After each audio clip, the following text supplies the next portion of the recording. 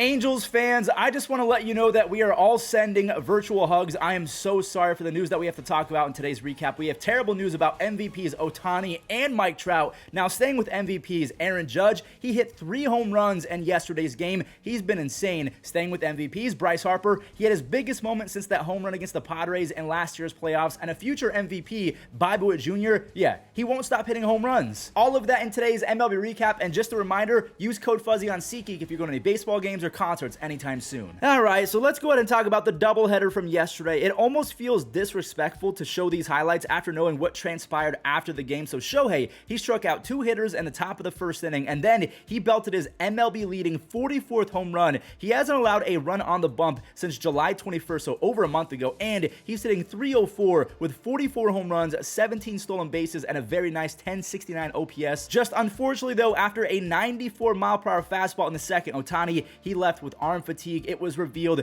that he tore his UCL. It's absolutely devastating news. He is not going to be able to pitch for the remainder of 2023. He had a UCL injury back in 2018, and on top of that, Elly, he rubbed the pain in further. His 3-run tank job gave Cincinnati a 4-3 lead, and then he added insult to injury again, a 3-run base-clearing triple in the 7th inning. He became just the 7th player ever to have 6 RBIs in the same game that he also struck out 3 times. Spencer Steer, he had an RBI single, and then another RBI single. The Reds, they beat the Angels 9-4 in game 1. Just an absolute, that was awful. I'm so sorry, Angels fans. So in game 1, the Angels lose Ohtani and the game, and then in game 2, it didn't get much better. I mean, I guess it was cool to see Nolan Schanuel, the rookie, drive in his first career RBI. By the way, he reached base 8 times in the doubleheader. In game 1, he had 1 base hit and 3 walks. In game 2, he had 2 base hits and 2 walks. Spencer Steer, he wasn't done hitting RBI singles, and then that right there, that really stings. Tyler Stevenson, he teed up a Reed Detmers mistake for a 2-run home run, and rookie Matt McLain, he took over from there. He had an RBI single in the 4th and then a 2-run tater in the 8th. That gave Cincinnati 7 runs in game 2. Also, he stole a bag in both games, so he's got 15 home runs, 13 stolen bases, a 133 OPS plus, and 5 DRS. The Reds, they sweep the doubleheader, and we're going to talk about the Cubs game later on because the Cubs, they have to lose. But I hate to say it, the Angels season is all but over. They lose Ohtani and Mike Trout. Yes, Mike Trout is going back on the IL. My biggest question now is how much money is Ohtani going to lose in free agency because of this injury? I was expecting him to get anywhere from $600 million to maybe $700 million. I have no idea. But now that we know he's not going to be pitching for a large part of 2024, I know that Harper came back pretty fast, and maybe the medicine behind UCL surgeries is just getting better, so maybe Ohtani is not going to miss as much time. Either way, it is a sad day to be an Angels fan. The tenure of Ohtani and Mike Trout, it's probably over, but I'm just kind of guessing right now. Maybe Ohtani has a soft spot for the Angels fan base in Anaheim. I have no idea. I don't have a crystal ball, but Angels fans, again, one more time, a virtual hug. We're all kind of behind you right now. So if we're going to talk about Ohtani and Trout, we got to talk about some other MVPs, Bryce Harper, Mr. Aaron Judge. We'll talk about Bryce Harper in a second because Judge, he had 3 home runs in 1 game last night. He had a solo home run in the first inning. That one went 431 feet. A 437-foot grand slam in the second inning. Poor Mackenzie Gore, he got ripped up by one single dude. Now, before we show his 3rd home run, I have to tip my cap to Luis Severino and show him some love. He has been terrible all season long. He gave up 1 hit. Yes, you heard that right. 1 hit the entire night. He went 6 2/3 shutout. He pretty much tipped his cap to the fans for not giving up on him. DJ, he squeaked one out as well. He's hitting .292 with an almost 400 on base percentage over his last 27 starts. There's Aaron Judge and number 3. Judge has 27 home runs despite missing 50-plus games. He's hitting a home run every 9.3 at-bats. Anthony Volpe, he contributed with an RBI single. Now, before we move on, I do want to say thoughts and prayers with Stone Garrett because he is having a great season, but there was a devastating injury at the wall. He's going to be missing the rest of 2023 and maybe some 2024 action as well because he fractured his fibula on that play. Moving to the 2-timer, Bryce Harper and his crew. This game was kind of all over the place, so let's get into it. Wilmer Flores and Paul DeJong, they both smacked some home runs, with Paul DeJong's being a 2-run moonshot in the 4th inning. He was traded to the Blue Jays and then DFA'd by the Blue Jays all in the span of like 2 weeks. Alex Cobb, he was cooking the Phillies through 5 innings, but keywords through 5. Schwarber and Trey Turner, they went back-to-back in the 6th inning. Schwarber, he's hitting 198 with 21 home runs and 54 RBIs his last 68 games, but he has a 350 on base percentage because he's walking like crazy. Trey, he has 15 home runs and 22 stolen bases on the season, and just a few moments later, Austin Slater, he grabbed one of those runs back, which kind of sucks because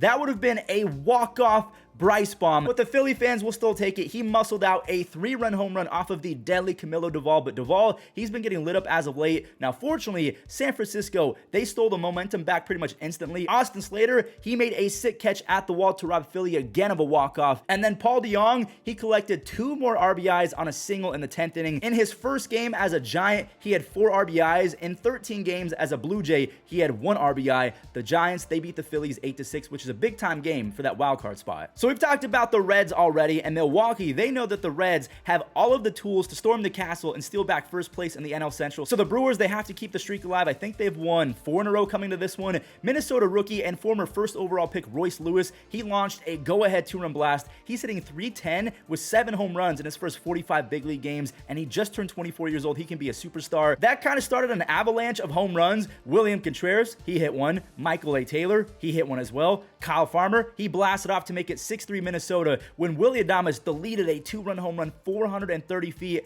and we aren't done yet. Tyrone, he put the tie in Tyrone at 7-7 after his home run. This game is going to need some free baseball extra as we go. The Twins, they went up 1 in the 10th, but that's okay. Milwaukee, they tied it again. And then rookie Bryce Harper, he barely ticked a 102-mile-an-hour fastball, but he walks it off. He beats out that throw. The Brewers have now won 5 games in a row. So we've talked about the Reds, we've talked about the Brewers. We're going to have to talk about the Cubs, but we'll do that in just a second. The Mariners and the White Sox, we're going to head down to the south side. We're not going to lie, the Mariners kind of channeled their inner White Sox because they lost in the funniest way possible. Trace Thompson, he had a nice little first half of the game, a sliding grab in the second to rob Dylan Moore. And then later on in the game, he had a 2-run home run in the 6th inning. So things were looking pretty good for the White Sox until they were in fact not looking good anymore. Josh Rojas, he got 1 on the board, and then the White Sox controller must have died in the 9th inning. J-Rod, he got hit by a pitch with the bases loaded, and then Eugenio Suarez clutched up. He finished the comeback with a 2-run single. I don't know why that was so hard for me to say, but it's 4-3 Mariners now. No way Chicago blows this, right? Okay, they can now breathe a little bit easier. They did not blow it all the way. Benintendi, he ties it, so extra as we go. Is this really how the game is going to end? A walk-off error on a ball that hit Tim Anderson in the noggin? There you go. The White Sox, they walk off the Mariners 5-4 courtesy of a walk-off hit in the head. So we do have another walk-off to show, but because we talked about extra innings and the Mariners, I feel like it's a good time to talk about the Astros and their extra inning contest against the Red Sox. Martin Maldonado, they call him the machete. He had some fun with that 2-run missile, and Jose Abreu, he doubled in Bregman to make it 4 runs. But obviously, because I spoiled it already, and I said that this one's going to need extras, we know that the Boston Red Sox, they tied it right back up. Story, he had an RBI single, and then Wheelyar Abreu, I've never heard of that guy. I think he's making his debut this week. He knotted things up at 4 after an RBI ground out. Now time for some chaos. Garrett Whitlock, he got Bregman to pop up in foul territory, but catcher Connor Wong, he like unplugged his brain. He basically dove at Bregman, so Whitlock, he's gonna have to go make that grab. He makes it. Again, here's a side angle of Connor Wong kind of pushing. What was he doing? I have no idea. None. Absolutely none. We're gonna skip to the 10th inning because Doval, he crushed another 3-run home run. He's been a one-man wrecking crew in this series. He had 3 home runs and 7 RBIs in 3 games against the Astros. Houston picked up 1 run in the bottom half, but they fall 7-5. The Boston Red Sox are 4 games back of a wild card spot, and the Astros, they're still 1 game back of the Rangers for first place. Randy, that motherfucker, Rosarena, he started off the scoring with his 20th home run, and then the Diazes, they traded RBIs over the next few innings. Elias Diaz, he hit a home run, and right before Yandy Diaz put Tampa Bay back up by 1, Colorado rookie center fielder Brenton Doyle, he did this. My goodness, that dude, he can go get it with the best of them. What a catch to rob Josh Lowe. Okay, there's Yandy's RBI, and then there's Elias Diaz again coming up clutch. He had a 2-run single to steal the lead back from Tampa Bay. Brenton Doyle, he then delivered with the stick with an RBI single. But here comes the Rays. Isaac Paredes, he has 25 home runs on the season. Christian Bethancourt, he laced a game-tying 2-run single, and that set up this walk-off base hit for Brandon Lau. The Rays, they've won 3 in a row. They're 7-3 over their last 10 after a pretty rough stretch over the last 2 months. The Cubs and the Tigers, Chicago has struck gold with both Jamier Candelario and Cody Bellinger. That's an RBI double for the Candyman, and then Cody Bellinger, he went up the middle for a 2-run single. Last year in 144 games as a Dodger, he only had 68 RBIs. He has 67 RBIs already in just 95 games this year as a Cub. Chicago, they went up 4-0 after a Nick Madrigal RBI, but like the Tigers have Barry Bonds 2.0. Okay, not really. It's just a meme with the Tigers community. Look at this pic right here. I thought that was pretty funny. But over Kerry Carpenter's last 17 games, he's hitting .397 with 9 home runs, 19 RBIs, and an almost 1,400 OPS. He was working at Dick's Sporting Goods not too long ago, so shout out to Kerry Carpenter. Just unfortunately, that was all the Tigers had in the tank. They were held scoreless after that as Yan Gomes, he knocked in the go-ahead run in the 8th inning in Chicago. They got one more on a sac fly from Nico Horner. Adbert Alzolay, he struck out 2. He has 19 saves, so there you go. The Brewers, they get a W. The Reds win both games. The Cubs win, so nothing changed in the NL Central. Juan Soto finally did something productive. I love Juan Soto, but man, he has been atrocious over the last 2 weeks. He came into this game hitting 128 with 0 home runs and 0 RBIs over his last 11 games, so any production is cool to see. Seth Lugo, he was brilliant. It's still kind of hard to believe that he was once a dominant relief pitcher for the Mets. Now he's throwing 6-inning masterpieces for the San Diego Padres. He went 6 shutout, only allowed 3 base hits, and after he left, Xander, he made sure there was some cushion in between their lead. A 2-run, 430-foot moonshot. That's got to feel really good considering how painfully average he has been all season long.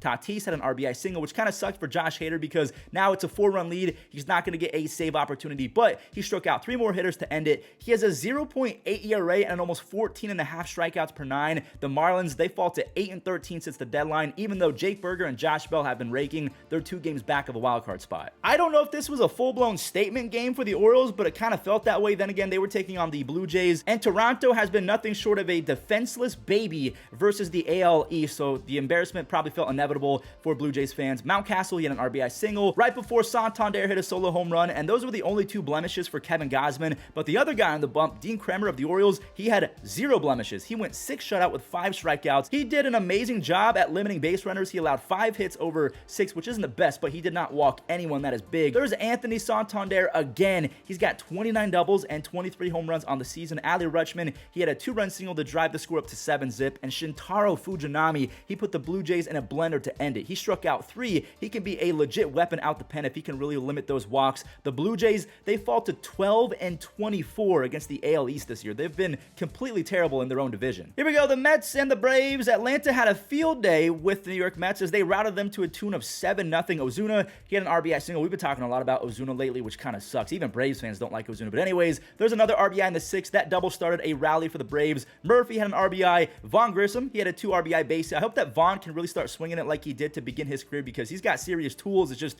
Orlando Arcia has been better. Marcell Ozuna, he poured salt in the wound with a long 2-run home run to end the scoring for both teams. So the Mets, they didn't score at all. Nope, because Charlie Morton, he turned back into Uncle Charlie last night. 7 shutout. Okay, that's pretty good. Only 2 base hits. That's very efficacious. I think that's a word. Big word, look at me go. But he also had 11 punch-outs, 11 strikeouts on the night. He was completely devastatingly nasty. A lot of big words right there. The Braves win 7-0. The Cardinals are trying to avoid being swept by the Pirates, and look who came up clutch with runners in scoring position. Okay, Goldie, we all expect him to do some damage, but Richie Palacios, he drove in 2 on a double to right field, and I bring up right field because his brother Josh picked up that baseball. He's playing right field for the Pirates. Arenado, he wanted it in on the 2-run double action. He laced one of his own in the 2nd. He's got 87 RBIs and a 126 OPS plus. Pittsburgh, they try to make the comeback a few times. Brian Hayes is up to 9 home runs. He's hitting .308 with an 850 OPS since the beginning of June. But yeah, St. Louis, they locked it down on JoJo Romero's 3rd save of the year. Who's going to be a playoff team first, the Cardinals or the Pirates? The A's and the Royals. Daron Blanco is one of the craziest stories in baseball right now, and I say that because he's a 30-year-old rookie, but even though he's 30, he's top 1% in speed, and there he is bashing his first career home run. Drew Waters, he laid down RBI triple. I really like Drew Waters. I feel like he can be a pretty solid baseball player if he ever develops plate discipline